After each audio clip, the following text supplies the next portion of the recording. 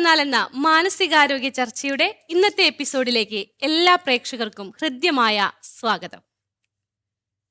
പതിവ് പോലെ ഇന്ന് നമ്മളോടൊപ്പമുള്ളത് വിൻസേഷ്യൻ സഭാംഗവും ക്ലിനിക്കൽ സൈക്കോളജിസ്റ്റുമായ sister doctor Dona തോട്ടത്തിലാണ്.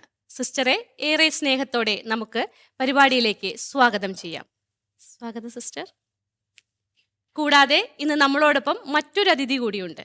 Homoeopathic ഡോക്ടറായ doctor Siju Thottappally സാറിനെയും ഈ പ്രോഗ്രാമിലേക്ക് നമുക്ക് സ്നേഹത്തോടെ സ്വാഗതം ചെയ്യാം. സിസ്റ്റർ, ഈ ഹൈപ്പർ ആക്റ്റീവായിട്ടുള്ള ആളുകളിൽ കണ്ടുവരുന്നൊരു കാര്യമാണ് ശ്രദ്ധയില്ലായ്മ. ഇതൊരു മാനസിക പ്രശ്നമാണോ? തീർച്ചയായിട്ടും ഈ ഒരു മാനസിക പ്രശ്നം എന്നൊക്കെ പറയുന്ന ഒരു സോക്കോൾഡ് വേർഡ് കേൾക്കുമ്പോൾ തന്നെ എല്ലാവരും ഓർക്കും എന്തോ ഒരു വലിയ പന്തികേടുണ്ട് എന്നൊക്കെ പറയും. പക്ഷേ നമ്മളെപ്പോഴും ഓർക്കേണ്ട ഒരു കാര്യം, മാനസിക ആരോഗ്യം എന്ന് പറയുന്ന ഒരു അവസ്ഥ നമുക്ക് ഏതെങ്കിലും ഒരു രോഗമില്ലാത്തൊരു അവസ്ഥയോ അല്ലെങ്കിൽ ബാധിക്കപ്പെടുന്നൊരു ഒരു ഒരു ഡിസോർഡർ അല്ലാത്തൊരു അവസ്ഥയൊക്കെ ആയിട്ടാണ് പൊതുവെ ആ ഒരു കൺസെപ്റ്റ് കാണുന്നത്. പക്ഷേ ഈ മാനസിക ആരോഗ്യം, വെൽനസ് എന്ന് പറയുന്നൊരു കാര്യം നമുക്ക് നമ്മളെ തന്നെ മനസ്സിലാക്കാനും സാഹചര്യത്തെ മനസ്സിലാക്കാനും അതിനനുസരിച്ച് പെരുമാറാനും സാധിക്കുന്ന ഒരു അവസ്ഥയിലാണ്.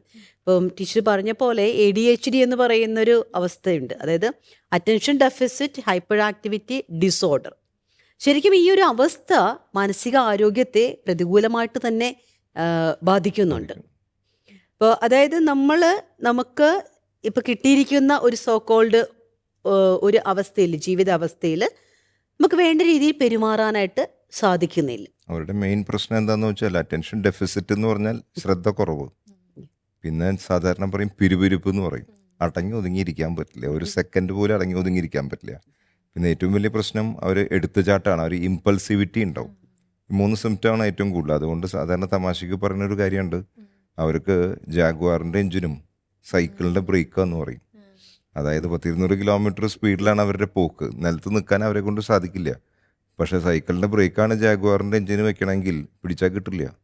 അപ്പോൾ ഇങ്ങനെയുള്ള കുട്ടികൾ ഇപ്പോൾ ക്ലിനിക്കിലൊക്കെ വരാണെങ്കിൽ ഒരു സെക്കൻഡ് അവൻ ഇരിക്കില്ല. അപ്പോൾ അവിടെ ഓടിച്ചാട്ടി നടന്ന് ഒരു സെക്കൻഡ് കസേരയിൽ നിന്ന് ഇരിക്കാൻ പറഞ്ഞാൽ ഒരു നിലയ്ക്ക് ഇരിക്കാത്ത കുട്ടികളായിരിക്കും. അപ്പോൾ മെയിൻ പ്രശ്നം നമ്മൾ കാണുന്നത് നിലത്തിരിക്കാത്ത കുട്ടികളെയാണ് നമ്മൾ. അത് എല്ലാ സ്കൂളുകളിലും ഇന്ന് ചെന്നാൽ എനിക്ക് തോന്നുന്നു, സാധാരണ ബുക്കുകളിലൊക്കെ നമ്മൾ വായിക്കും 3-4% ആണെന്നൊക്കെ പറയുന്നുണ്ടെങ്കിൽ എനിക്ക് തോന്നുന്നു ഏകദേശം ഒരു 10% കുട്ടികൾ ഇത്തരത്തിലുള്ള കുട്ടികളുണ്ട്. അത് ഈയിടെയായിട്ട് നമ്മൾ കൂടുതൽ കുട്ടികളെ അങ്ങനെ കാണുന്നു. അത് പല പല കാരണങ്ങൾ കൊണ്ടും ഇന്ന് എണ്ണം കൂടിക്കൊണ്ടിരിക്കുകയാണോ എന്നുള്ള സംശയമുണ്ട്. എണ്ണം കൂടുന്നതിന് കാരണം എന്താണ് ഇന്നത്തെ കാലഘട്ടത്തില്? പ്രത്യേകിച്ച് നമുക്കറിയാം, ഇന്ന് കുട്ടികളെല്ലാവരും വീടിൻ്റെ അകത്തിരുന്ന് TV-യുടെ മുമ്പിലിരിക്കുന്ന കുട്ടികൾ, മൊബൈലിൻ്റെ മുമ്പിലിരിക്കുന്ന കുട്ടികൾ, ഒരുപാട് സമയം സ്ക്രീൻ ടൈം കൂടുതലാവുന്ന കുട്ടികളാണ്. എത്ര പേരുണ്ട് കുട്ടികൾ ഫിസിക്കൽ ആക്ടിവിറ്റി ചെയ്യുന്നവർ? മിക്കപ്പോഴും ഫിസിക്കൽ ആക്ടിവിറ്റിക്ക് സമയമില്ല. അപ്പോൾ അതുകൊണ്ട് തന്നെ മിക്കപ്പോഴും അവർ ഒന്ന് അതിൻ്റെ അപ്പുറത്ത് മാറിക്കഴിഞ്ഞാൽ പിന്നെ അവർക്ക് ആകെ റെസ്റ്റ്ലെസ് ആണ്. അപ്പോൾ അതുകൊണ്ട് തന്നെ കുട്ടികളെ അതുകൊണ്ട് ആക്ടിവിറ്റീസിലേക്ക് വിടണം. ഇങ്ങനെയുള്ള കുട്ടികളെ പ്രത്യേകിച്ച് ആക്ടിവിറ്റി പ്രോണ്ടായിട്ട് പുറത്തേക്ക് വിടാനും അവരെ മറ്റുള്ള ഫുട്ബോളോ ബാസ്കറ്റ് ബോളോ ഷട്ടിലോ ഹോക്കിയോ സ്കേറ്റിങ്ങോ സ്വിമ്മിങ്ങോ സൈക്ലിങ്ങോ ഇതേപോലുള്ള കാര്യങ്ങൾക്ക് അവരെ വിടണം. അതിന്ന് നമ്മൾ വിടുന്നതിന് പകരം ഫുൾ ടൈം സ്ക്രീനും നോക്കിക്കൊണ്ടിരുന്നു കഴിഞ്ഞാൽ അവർ അതിലങ്ങോട്ട് ഇരുന്ന് പോകും. ഈ കുട്ടികളുടെ ഏറ്റവും വലിയ പ്രത്യേകത, സാധാരണ കുറേ മാതാപിതാക്കൾ വന്നിട്ട് ക്ലിനിക്കിൽ പറയുന്ന ഒരു കാര്യമുണ്ട്, TV അങ്ങോട്ട് വെച്ചു കൊടുത്താൽ 3-4 മണിക്കൂർ ഇരുന്നോളൂ. മൊബൈൽ വെച്ചു കൊടുത്തു കഴിഞ്ഞാൽ ആ മൊബൈലും വെച്ച് 1-2 മണിക്കൂർ ഇരുന്നോളും. ഒരു കുഴപ്പം അവനെ കൊണ്ടില്ല. പക്ഷെ മൊബൈലോ TVയോ ഇല്ലെങ്കിൽ ഒരു സെക്കൻഡ് ഇരിക്കാൻ പറ്റില്ല. ഏറ്റവും വലിയ പ്രശ്നം ഇവരെ കൊണ്ട് എന്താണ്, പാരൻസ് നമ്മുടെ അടുത്തേക്ക് വരുന്നത് ഈ പ്രശ്നത്തിനല്ല. പ്രശ്നം വരുന്നത് മിക്കതും പരീക്ഷയിൽ മാർക്ക് കുറയുമ്പോഴാണ്, സ്കൂളിൽ നിന്ന് കംപ്ലൈൻറ്റ് വരുമ്പോഴാണ്, അവിടെ തോൽക്കുമ്പോഴാണ്. മാർക്ക് കുറഞ്ഞ് തോൽക്കുമ്പോഴാണ് പാരൻസ് ഇതിനെക്കുറിച്ച് കൺസേൺഡ് ആണ്. സിസ്റ്റർക്ക് അതിനെക്കുറിച്ച് കുറേ പറയാനുണ്ട്. കാര്യം ഞാൻ ഓർക്കുന്നത്, ഇതൊക്കെ വലിയൊരു മിസ്അണ്ടർസ്റ്റാൻഡിങ് ഇരിക്കുന്നൊരു കാര്യം, കുട്ടികളെ കൊണ്ടുവന്നിട്ട് പറയും ഇവന് ഒന്ന് അടങ്ങിയിരിക്കാനായിട്ട് ഇവൻ ശ്രമിക്കണില്ല എന്ന് പറയും. അപ്പോൾ അവിടെ നമുക്ക് കുറച്ച് കാര്യങ്ങൾ അവരോടത് കുറച്ച് ഒരു സൈക്കോ ന്യൂറോളജിക്കലായിട്ടുള്ള കുറച്ച് കാര്യങ്ങൾ മാതാപിതാക്കളോട് പറഞ്ഞു കൊടുക്കേണ്ടതായിട്ട് വരും. അപ്പം നമുക്ക് എപ്പോഴും ഉള്ളൊരു കാര്യമാണ്, അവർ ചിന്തിച്ചാൽ അവർക്കൊന്ന് ഇരിക്കാൻ പറ്റുമോ എന്നുള്ളതാണ്. തീർച്ചയായിട്ടും അത് പറ്റില്ല എന്നുള്ളതാണ്. അതായത് ഇതിൻ്റെ അകത്ത് കുറച്ചുകൂടി ഒരു ന്യൂറോളജിക്കലായിട്ടുള്ളൊരു ഇഫക്റ്റാണ് വരുന്നത്. നമുക്കറിയാം, നമ്മുടെ തലച്ചോറിലുണ്ടാകുന്ന പ്രോസസ്സിങ് അനുസരിച്ചാണ് നമ്മുടെ ആക്ഷൻ ഓറിയൻറ്റേഷൻ വരുന്നതും ബിഹേവിയർ പാറ്റേൺ വരുന്നതും. അപ്പോൾ ഇവരുടെ ഒരു മെസ്സേജിങ് കണക്ടിവിറ്റി എന്ന് പറയുന്നത് വളരെ ഫാസ്റ്റാണ്. അപ്പോൾ ഇവരെ സംബന്ധിച്ചിടത്തോളം ഈ പലതരത്തിലുള്ള ചിന്തകളും പലതരത്തിലുള്ള ബ്രെയിൻ മെസ്സേജസും സ്പീഡിൽ പാസ് ചെയ്യുകയും പക്ഷേ അതിനനുസരിച്ച് ഇവർക്കൊരു പ്രവർത്തനം നടക്കാതിരിക്കുകയും ചെയ്തു കഴിയുമ്പോൾ ശ്രദ്ധ കിട്ടാതെ പോകുന്നു. പക്ഷെ അപ്പോഴേക്കും മാതാപിതാക്കൾ ചെയ്യുന്ന കാര്യം അവരെ അങ്ങോട്ട് ബ്രാൻഡ് ചെയ്യുമ്പോൾ ഭയങ്കര കുറുമ്പനാണ്, എന്നിട്ട് അടി തൊഴി പരിപാടികൾ ആരംഭിക്കുകയായി. അപ്പം അവിടെ നിന്ന് അവൻ എവിടെ ചെന്നാലും കുറുമ്പൻ. അപ്പം മിക്കപ്പോഴും എവിടെ പ്രശ്നം ഉണ്ടെങ്കിലും, അത് സ്കൂളിലാണെങ്കിലും അവൻ ചെല്ലുന്ന ഏത് മേഖലയിലാണെങ്കിലും കളിക്കുന്നിടത്താണെങ്കിലും ഇവനെ ബ്രാൻഡ് ചെയ്ത് കുറുമ്പനാണ്. ഇനിയിപ്പോൾ വേറെ ആരെങ്കിലും കുറുമ്പ് കാണിച്ച് പ്രശ്നം ഉണ്ടായാലും ഇവൻ്റെ തലയിൽ ആ സംഭവം ഇരിക്കും. മിക്കപ്പോഴും മാതാപിതാക്കൾ വന്നിട്ട് പറയാ എല്ലാം ഇവൻ്റെ തലയിൽ കെട്ടിവെക്കുകയാണ്. അപ്പം അവൻ്റെ മനസ്സിൽ അത്രത്തോളം സങ്കടമൊക്കെ ആയിട്ട് വരുന്നുണ്ടാവും. കാരണം നമ്മൾ ഈ സെൽഫ് എസ്റ്റീമിനെ കുറിച്ച് ആൾക്കാരോട് ചോദിക്കുമ്പോഴും ഇപ്പോൾ നമ്മൾ ഒരു സൈക്കോളജിക്കൽ അസസ്മെൻറ്റുകൾ ചിലപ്പോൾ നമ്മൾ കുട്ടികൾക്ക് ചെയ്യാറുണ്ട്, ഒരു സെൽഫ് എസ്റ്റീം, കോൺഫിഡൻസ് ലെവലൊക്കെ. അപ്പോൾ ഈ ADHD എന്ന് പറയുന്ന പ്രോബ്ലംസ് അല്ലെങ്കിൽ ഡിസോർഡർ ഉള്ള നമ്മൾ ഡയഗ്നോസ് ചെയ്യാൻ അതിന് ക്രൈറ്റീരിയകളൊക്കെ വേണം. അല്ലാതെ ചുമ്മാതെ ഒരു ഓടി നടക്കുന്ന കുട്ടിയെ പിടിച്ചിട്ട് നമ്മൾ കൊണ്ടുവന്ന ADHD ആണ്, അതിൻ്റെ സിവിയറിറ്റി ഇതാണെന്ന് പറഞ്ഞിട്ട് കാര്യമില്ല. അതിന് കൃത്യമായ ക്രൈറ്റീരിയകളുണ്ട്. ഇവൺ ഞാൻ നമ്മുടെ ക്ലിനിക്കിൽ വരുവാണെങ്കിൽ ഒരിക്കലും കുട്ടികൾക്ക് പെട്ടെന്ന് ഞാൻ ഡയഗ്നോസിസ് കൊടുക്കില്ല. കാരണം നമുക്കറിയില്ല, ഇവരുടെ ഒരു ഫാമിലി ബാക്ക്ഗ്രൗണ്ട് അറിയില്ല, ആ കുഞ്ഞുങ്ങൾക്ക് ഏത് തരം പാരൻറ്റിംഗ് ആണ് കിട്ടുന്നതെന്ന് നമുക്കറിയില്ല. അപ്പോൾ മാതാപിതാക്കളോട് ആദ്യം സംസാരിക്കുന്നു, അവർക്കൊരു സൈക്കോ എഡ്യൂക്കേഷൻ കൊടുക്കുന്നു, എങ്ങനെയാണ് നല്ലൊരു പാരൻറ്റിങ് എങ്ങനെ ഉണ്ടാവണം. ഒരു 3 കുട്ടികളുണ്ടെങ്കിൽ 3 പേരും വ്യത്യസ്തരാണ്. അതുപോലെ തന്നെ ഈ 3 പേരുടെയും വ്യത്യസ്തത ഒരു ജനറ്റിക് ഇൻഫ്ലുവൻസും കൂടി അതിലുണ്ട് എന്ന് പലപ്പോഴും പറഞ്ഞു കൊടുക്കുമ്പോഴാണ് മാതാപിതാക്കൾക്ക് അത് അക്സെപ്റ്റ് ചെയ്യാനായിട്ട് സാധിക്കുന്നത്. അപ്പം മാതാപിതാക്കളോട് പാരൻറ്റിങ്ങിനെ കുറിച്ച് പറഞ്ഞു കൊടുത്ത് അവനോട് ഇന്ന രീതിയിലൊക്കെ ഒന്ന് പെരുമാറി നോക്കൂ എന്ന് പറഞ്ഞ് അറ്റ്ലീസ്റ്റ് ഒരു 1 to 2 months നമ്മൾ അതുമായിട്ടൊന്ന് മുന്നോട്ട് പോവുകയും അതോടൊപ്പം കുഞ്ഞിന് വേണ്ട ചില ബിഹേവിയറൽ മോഡിഫിക്കേഷൻ കാര്യങ്ങളൊക്കെ ചെയ്തതിന് ശേഷമാണ് ഒരു ഡയഗ്നോസിസിലേക്ക് നമ്മൾ പോരുന്നത്. അല്ലാതെ ഒരിക്കലും നമുക്ക് ഇപ്പോൾ വന്നു നമ്മൾ കുറച്ച് നേരം കണ്ടിരുന്നു, ശരിയാണ് സാർ പറഞ്ഞ പോലെ ഒരു സിവിയർ ADHD ഒരു കുട്ടിയൊക്കെ ഹാൻഡിൽ ചെയ്ത് കഴിഞ്ഞാൽ അന്നത്തെ ബാക്കി എല്ലാ കേസസും നമ്മൾ കളയേണ്ടതായിട്ട് വരും, ക്യാൻസൽ ചെയ്യേണ്ടതായിട്ട് വരും. കാരണം നമ്മളും അത്ര ഫ്രസ്ട്രേറ്റഡ് ആകും.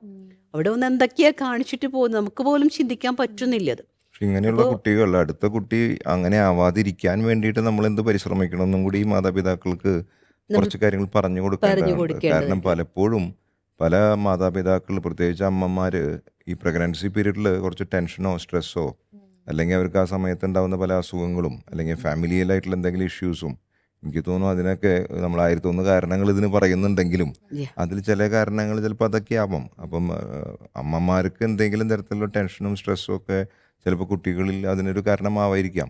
അപ്പം അതുകൊണ്ട് തീർച്ചയായിട്ടും അവർക്ക് അത്തരത്തിലുള്ള അമ്മമാർക്ക് പ്രത്യേകിച്ച് ഒരു റിലാക്സ്ഡ് ആയിട്ടുള്ള ഒരു പ്രഗ്നൻസി പീരീഡും അതിന് മുമ്പുള്ള സമയമൊക്കെ കൊടുക്കുകയാണെങ്കിൽ ഇത്തരത്തിലുള്ള കുട്ടികൾ ഉണ്ടാവുന്നത് പോലും നമുക്ക് ഒരു പരിധി വരെ തടയാൻ സാധിക്കുന്നു. പഠനങ്ങൾ ഇപ്പൊ സൂചിപ്പിക്കുന്നുണ്ട്, ഇന്നത്തെ ഒരു കാലഘട്ടം നമ്മൾ സൂപ്പർസോണിക് സ്പീഡിലാണ് കാര്യങ്ങൾ പോയിക്കൊണ്ടിരിക്കുന്നത്. ഇപ്പോൾ ഒരു സാർ പറഞ്ഞ പോലെ ശാന്തമായ സമാധാനപൂർണമായിട്ടുള്ളൊരു ക്വാളിറ്റി ഒരു പ്രഗ്നൻസി പീരീഡ് കിട്ടുന്നുണ്ടോ എന്ന് പോലും നമുക്കിപ്പോൾ ആശങ്കയാണ്. പലരും ഇപ്പം ഇന്നത്തെ യങ് ജനറേഷൻ ഉള്ള അമ്മമാര് എല്ലാവരും വർക്ക് ചെയ്യാണ്. അപ്പോൾ പണ്ടും അങ്ങനെ വർക്ക് ചെയ്തിരുന്നില്ലേ? പണ്ടും മരം വെട്ടിനും അല്ലെങ്കിൽ കൃഷി ആവശ്യങ്ങൾക്ക് വേണ്ടി ജോലി ചെയ്തിരുന്നില്ലേ? തീർച്ചയായിട്ടും ഉണ്ട്. പക്ഷെ ഇന്ന് വളരെ സ്ട്രെസ്ഡ് ആയിട്ടുള്ള ചില മേഖലകൾ, ഞാൻ ഏതാ മേഖല എന്ന് പറയുന്നില്ല, കോർപ്പറേറ്റ് വേൾഡിൽ വളരെ സ്ട്രെസ്ഡ് ആയിട്ടുള്ള മേഖലയിൽ പോകുന്നവർ ആ ഡെലിവറിക്ക് കുറച്ച് ദിവസം മുമ്പ് വരെ വർക്ക് ചെയ്യണം അവർ. അപ്പം അതൊക്കെ ഇൻഫ്ലുവൻസ് ചെയ്യുന്നുണ്ടോ എന്ന് സംശയിക്കേണ്ടിയിരിക്കുന്നു. ഒത്തിരി പഠനങ്ങൾ അതുമായിട്ട് ബന്ധപ്പെട്ട് വരുന്നുണ്ട്, ഈ സ്ട്രെസ് ഫാക്ടറും ADHDയും തമ്മിലൊക്കെ. കുട്ടികളിൽ എങ്ങനെയൊക്കെയാണ് പഠന വൈകല്യങ്ങൾ ഉണ്ടാക്കുന്നത്? ആക്ച്വലി നമ്മൾക്ക് ഇപ്പോൾ ADHD ആയിട്ടുള്ള, അതായത് അറ്റൻഷൻ ഡെഫിസിറ്റും ഹൈപ്പർ ആക്ടിവിറ്റിയും ഉള്ള കുട്ടികൾക്ക് നമുക്ക് ഒരു LD ലേണിംഗ് ഡിസബിലിറ്റി ഡയഗ്നോസ് ചെയ്യുക എന്ന് പറഞ്ഞു കഴിഞ്ഞാൽ അത് സാധ്യമല്ല. പക്ഷെ നമ്മൾ മനസ്സിലാക്കേണ്ട ഒരു കാര്യം, ഈ പഠനം എന്ന് പറയുന്നത്, ലേണിംഗ് പ്രൊസീജിയർ എന്ന് പറയുന്നത്, അതൊരു ടൈം എടുത്ത് കൺസെപ്റ്റുകൾ മനസ്സിലാക്കി അനലൈസ് ചെയ്ത് അതിനെ ഒരു പ്രാക്ടിക്കൽ വേയിലേക്ക് ആക്കുന്നതിനെയാണ് നമ്മൾ പഠനം എന്ന് പറയുന്നത്.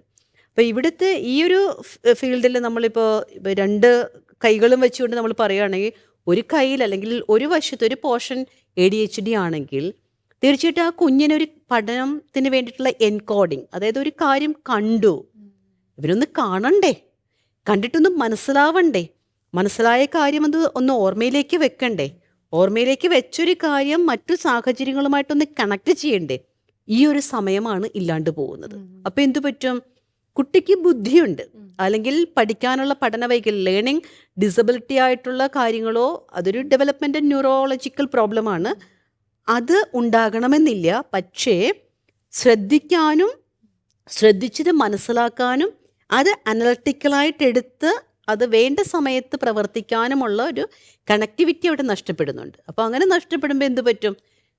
കുട്ടിക്ക് പഠിക്കാനായിട്ട് സാധിക്കുന്നില്ല. അപ്പോൾ അതുകൊണ്ട് പഠന വൈകല്യമുള്ള എല്ലാവർക്കും ADHD ഉണ്ടെന്നോ, ADHD ഉള്ള എല്ലാ കുട്ടികൾക്കും പഠന വൈകല്യം ഉണ്ടെന്നോ നമുക്ക് കോറിലേറ്റ് ചെയ്തുകൊണ്ട് ഡയഗ്നോസിസ് ചെയ്യാൻ പറ്റില്ല. പക്ഷേ ADHD പഠനത്തെ സാരമായിട്ട് ബാധിക്കുന്നു. പഠിക്കാനിരിക്കാൻ പറ്റുന്നില്ല. ഇപ്പോൾ ചില കുട്ടികളെയൊക്കെ കൊണ്ടുവരുമ്പോഴത്തേക്ക് പറയും, സിസ്റ്റർ വലിയ കാര്യങ്ങളൊന്നും വേണ്ട, ചെറിയൊരു നൂലായിരിക്കും, അതെടുത്ത് ഇങ്ങനെ പിരിച്ചു വെച്ചുകൊണ്ടിരിക്കുകയാണ്. നമ്മളിതെല്ലാം പഠിപ്പിച്ചു കഴിഞ്ഞിട്ട് നമ്മൾ ചോദിക്കടാ ഇതെന്തുമായിരുന്നു? അപ്പോഴാണ് ഇവൻ ആ നൂല് പിരിക്കണം നിർത്തിച്ച് ഇപ്പം എന്താ ചോദിച്ചതെന്നാണ് പിന്നെ ചോദിക്കാൻ പോകുന്നത്. അപ്പം അവൻ ശ്രദ്ധിക്കുന്നില്ല, ബേസിക്കലി അവൻ ശ്രദ്ധിക്കുന്നില്ല, ശ്രദ്ധിക്കാൻ പറ്റുന്നില്ല അവൻ്റെ കുഴപ്പമല്ലത്. ഇപ്പോൾ അവിടെ നമുക്ക് അതിനെ പ്രോഗ്രസ്, അതിന് വേണ്ട രീതിയിലൊരു പ്രോഗ്രസ് കൊടുക്കാനായിട്ട്, അതായത് അറ്റൻഷൻ കൂട്ടാനായിട്ടുള്ള ചില ഹാൻഡ് ബ്രെയിൻ ടെക്നിക്കുകൾ ചില കുട്ടികളില്ല. അതുകൊണ്ട് തന്നെ ഈ ഹാൻഡ് ബ്രെയിൻ കോർഡിനേഷൻസ് ഒക്കെ പലപ്പോഴും ഇങ്ങനെ കുറവും കാണാറുണ്ട് ചില കുട്ടികളിലേക്ക്. ഉണ്ട്. നമ്മൾ അത്തരത്തിലുള്ള എക്സസൈസ് ഒക്കെ പറഞ്ഞു കൊടുക്കും.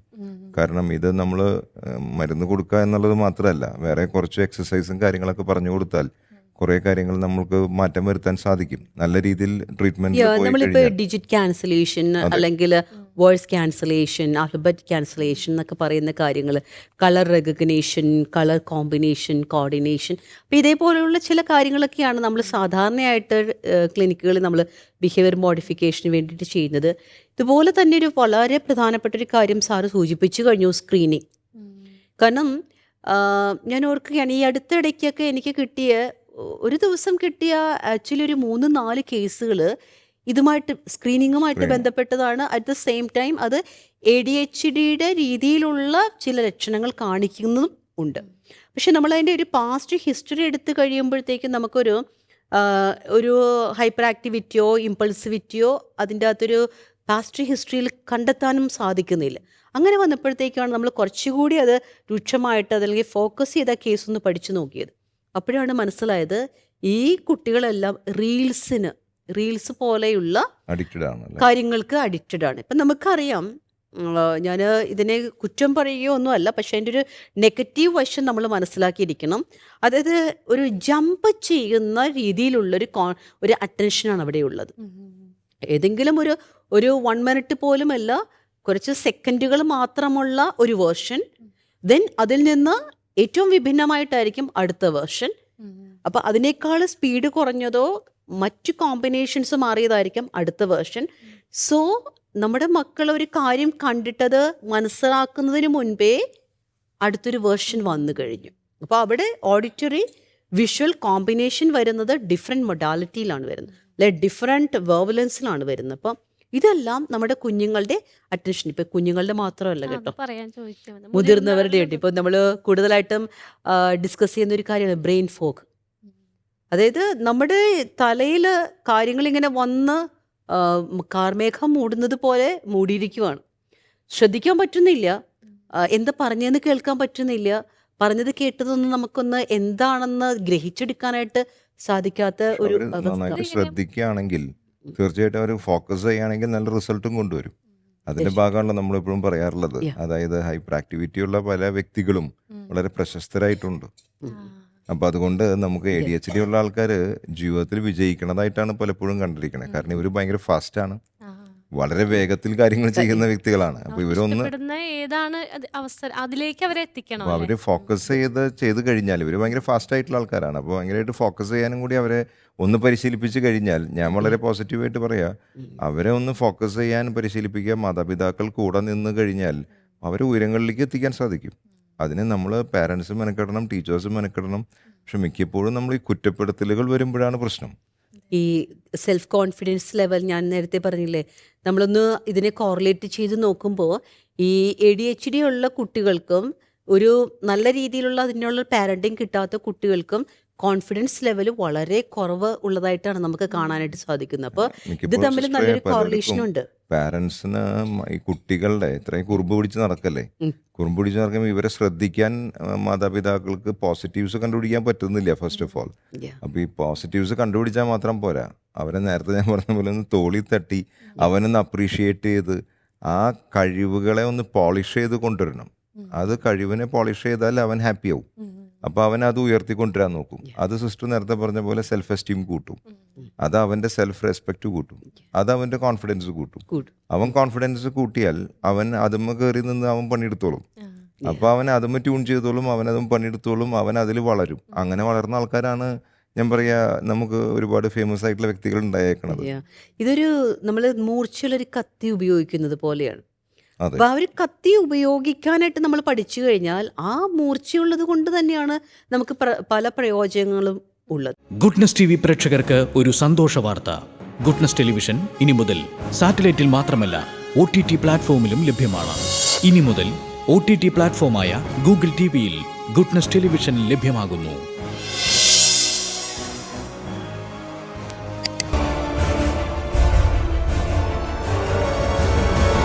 Goodness. Stay with God. മുതിർന്നവരുടെ കാര്യത്തിൽ ഇതെങ്ങനെ തിരിച്ചറിയാൻ സാധിക്കുക? കുട്ടികളുടെ പ്രശ്നം നമ്മൾ പറഞ്ഞു. മുതിർന്നവരുടെ കാര്യത്തിലും ഇതേപോലെ തന്നെ ഇപ്പോൾ നമ്മൾ പറയും സംസാരത്തിലുണ്ടാകുന്ന അമിതമായിട്ടുള്ള സ്പീഡ് ചിലരെ സംബന്ധിച്ചിടത്തോളം ഒരു കാര്യത്തിൽ മാത്രം ഫോക്കസ് ചെയ്ത് അവർക്ക് ചെയ്ത് നിൽക്കാൻ പറ്റുന്നില്ല, മടുപ്പ് അനുഭവപ്പെടും. കുറച്ച് സമയം ഇരുന്ന് ക്ഷമയോടെ ചെയ്യേണ്ട ഒരു കാര്യം അവർക്ക് ചെയ്യാൻ പറ്റില്ല. അപ്പോൾ അതിനേക്ക് നമ്മളിപ്പോൾ അവരുടെ രണ്ട് കൈയും കെട്ടി അവിടെ ഇരുത്തിക്കഴിഞ്ഞാൽ ഇരിക്കുന്നതല്ല. കാരണം അത് നമ്മൾ പറഞ്ഞ പോലെ ബ്രെയിൻ റിലേറ്റഡ് ആണ്. അപ്പോൾ അതുകൊണ്ട് തന്നെ ജോലി സ്ഥലങ്ങളിൽ ഒരുപാട് ബുദ്ധിമുട്ടുകൾ ഉണ്ടാവും. കാരണം അവർക്ക് ഫോക്കസ് ചെയ്യാൻ പറ്റണില്ലല്ലോ. അപ്പോൾ ജോലി സ്ഥലത്ത് പ്രശ്നം ഉണ്ടാവും. ഒരു ജോലിയിൽ തന്നെ കോൺസെൻട്രേറ്റ് ചെയ്ത് ചെയ്യാൻ പറ്റില്ല. ഒരു കമ്പനിയിൽ അടുത്ത കമ്പനിയിലേക്ക് ചാടിക്കൊണ്ടിരിക്കും. ഒരു സ്ഥലത്തും ഹാപ്പി ആവില്ല, ഒരു ഫ്രണ്ട്സിലും ഹാപ്പി ആവില്ല, ഒരു കാര്യങ്ങളിലും ഹാപ്പി ആവില്ല. എപ്പോഴും തിക്കും തിരക്കും ബഹളമാണ്. അപ്പം മറ്റുള്ളവർക്ക് ഇവരെ ഇഷ്ടപ്പെടില്ല. ബാക്കി എല്ലാവരും ചെയ്യുന്നതിനേക്കാളും 10 സ്പീഡിൽ ചെയ്യും. എവിടെയോ ഓട്ടാണ്, അപ്പം ഫോക്കസ് ചെയ്യാൻ പറ്റില്ല. ഇത് അങ്ങനെ ഒരു പ്രശ്നമുള്ളപ്പോൾ നമുക്ക് ചെയ്യാൻ പറ്റുന്ന ഒരു കാര്യം ഇപ്പം ഇതിൻ്റെ ലക്ഷണങ്ങളോ അല്ലെങ്കിൽ ഇപ്പം നമുക്ക് കിട്ടുന്ന ചിലപ്പോൾ ഒരു സെൽഫ് ഫീഡ്ബാക്ക് മാത്രമായിരിക്കില്ല. വേറൊരാൾ നമ്മളോട് പറയുകയാണ്, അത് നിങ്ങൾ ഈ ചെയ്യുന്ന ഒരു കാര്യത്തിൽ നിങ്ങളൊന്ന് ശ്രദ്ധിച്ചിട്ടുണ്ടോ? ഇപ്പോൾ ചില സമയങ്ങളിൽ നമുക്ക് ഈ അഡൾട്ട് ADHD ആയിട്ടുള്ള ആൾക്കാരെ കണ്ടു കഴിഞ്ഞിട്ട് അവരെ നമ്മൾ കുറച്ച് സമയം ശ്രദ്ധിച്ചിരുന്നാൽ തന്നെ നമുക്ക് മനസ്സിലാക്കാനായിട്ട് സാധിക്കും. ഈവൻ ചേഷ്ടകളാണ്, അതായത് ബിഹേവിയർ എക്സ്പ്രസ്ഡ് ആയിട്ടുള്ളൊരു ബിഹേവിയറാണ് നമുക്ക് കാണാനായിട്ട് സാധിക്കുന്നത്. അതിനേക്കാൾ സ്പീഡിലാണ് അവരുടെ ചിന്തകളും കാര്യങ്ങളും ഒക്കെ പോയിക്കൊണ്ടിരിക്കുന്നത്. പക്ഷെ അത് അവർ മാത്രമേ കാണുന്നുള്ളൂ അല്ലെങ്കിൽ അനുഭവിക്കുന്നുള്ളൂ. നമുക്ക് മനസ്സിലാക്കാനായിട്ട് സാധിക്കും അവർക്ക് ആ ഒരു സമയം ഇരുന്ന് കഴിയുമ്പോഴത്തേക്ക് അല്ലെങ്കിൽ അവർ ഫോക്കസ് ചെയ്യുന്ന കാര്യങ്ങൾ പറ്റുന്നില്ല അവർക്ക്. പക്ഷെ അവരുടെ എടുത്തുചാട്ടം മനോഭാവം ഉണ്ടല്ലോ, പല കാര്യങ്ങളും ചെന്ന് ചാടും. പല എന്താ വെച്ചാൽ രണ്ടാമതൊരു തോട്ട് വരുന്നില്ല, ഒരു മെച്യൂർ ആയിട്ടുള്ളൊരു ചിന്തകൾ വരാത്തത് കൊണ്ട് പല കുഴികളിലും ചെന്ന് ചാടും. എടുത്തുചാട്ട മനോഭാവം, നമ്മളൊരു ഇമ്പൾസിവിറ്റി നേരത്തെ പറഞ്ഞു. ചെറിയ കുട്ടികളുള്ള ആൾക്കാർ നമ്മൾ നല്ല ചെറുപ്പത്തിൽ അതിനെ ട്രീറ്റ് ചെയ്യാതെ മുമ്പോട്ട് പോയി കഴിഞ്ഞാൽ വലുതാവുമ്പോഴും ചില ആൾക്കാർ പറയും നമ്മൾ വലുതാകുമ്പോൾ ശരിയായിക്കോളും എന്ന് പറയും. പക്ഷെ അത് ശരിയായില്ലെങ്കിൽ ഉണ്ടാവുന്ന പ്രശ്നം വലുതാവുമ്പോൾ ഈ എടുത്തുചാട്ടം അപ്പോഴും ഉണ്ടാവും. പല ആൾക്കാരും വലുതായി കഴിഞ്ഞിട്ടും ഒരു ജോലിയിലും സ്ഥിരതയും ഇല്ല, ശമ്പള കയറ്റവും ഇല്ല, ലൈഫിൽ പ്രോഗ്രസ്സും ഇല്ല. അപ്പോൾ ഫാമിലി ലൈഫ് മൊത്തം പ്രശ്നമാവും.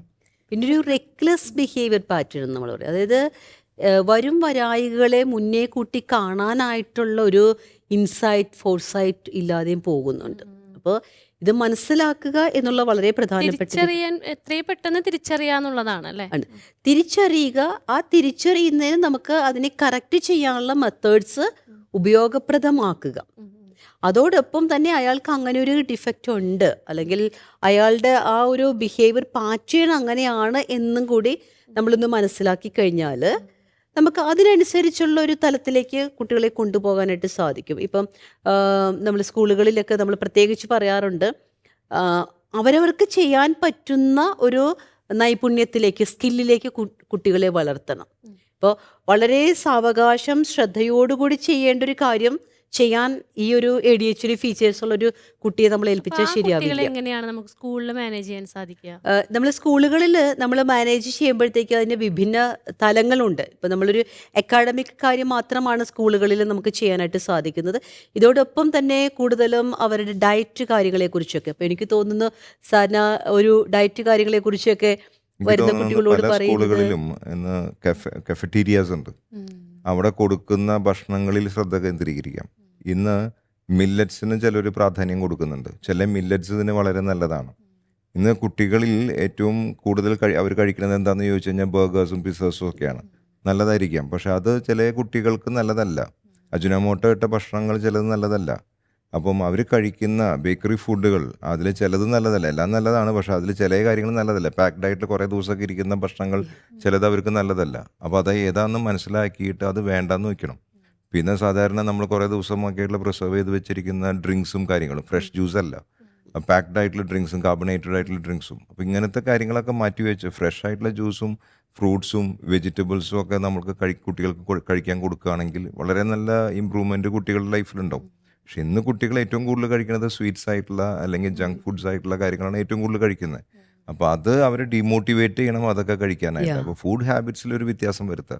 വെള്ളം നന്നായിട്ട് കുടിക്കുക. കാരണം തലയിൽ ബ്രെയിനിൽ ഏറ്റവും ആവശ്യം എനിക്ക് തോന്നുന്നു വെള്ളമാണ്. 72% of brain contains water and H2O എന്നൊക്കെ നമ്മൾ പറയും, ഓക്സിജൻ ആണെന്ന് പറയും.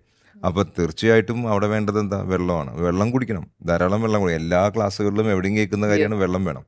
പച്ചക്കറി കഴിക്കണം നമ്മൾ പറയും, ഫ്രൂട്ട്സ് കഴിക്കണം എന്ന് പറയും. ഞാൻ സാധാരണ കുട്ടികളോട് പറയുന്ന ഒരു കാര്യമുണ്ട്, ഗ്ലാമർ കൂടണമെങ്കിൽ ഫ്രൂട്ട്സ് കഴിച്ചോളം പറയും.